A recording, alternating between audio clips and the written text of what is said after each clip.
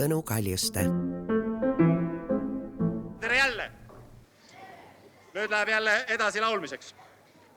Esimene laul on meil selge ooperis, nüüd on tarvis veel viimane ka selgeks õppida.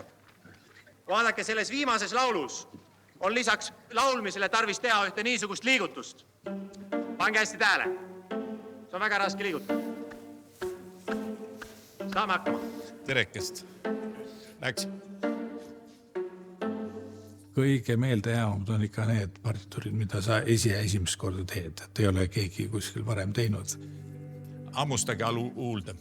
Seal ei ole mingisuguseid kõlanäidiseid ja sa ise leiad sellest midagi. Ja sa rajad nagu esimese interpretatsiooni, sellel on väärtus. Ja siin täpsustame silbi lee. Mida leelu, alleluuja. Enne seda, kui partituurini asi jõuab, on üks mingisugune periood, kus mingisugune meel, kas on 3. või 4., ma ei tea, tunneb mingite asjade vastu huvi. Ja siis huvi otsib mul seda partituuri. Tõnu Kaljuste sättis lauljaid kooriks ja pillimehi orkestriks, et saaks kõlada Tormise ja Pärdi uus muusika. Tormis ühendas teda juurtega, Pärt aga tõstis taevasse. Savi, saad nii kiiresti. Jaa, väga hea. Muidugi on Kaljuste maailmamees.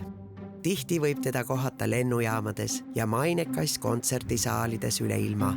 Aga ikka on tema reisipaunas Eesti heliloojad, et kogu maailm saaks tunda rõõmu ja naudingut meie muusikast. See on talle toonud ka Grammy. Ja kui inimene on nii palju mööda ilma ringi lennanud, on selge, et ta tahab leida oma saart. Kaljuste leidis selle Naissaarelt. Aga selle asemel, et seal ise enda seltskonda nautida, ehitas paraja küüni, millest sai Nargen oopera. Naissaar oli nagu ilma interpreedita partituur. Temaga tehtud mitte midagi või ta oli täitsa ilma elektrita, ilma ideeta.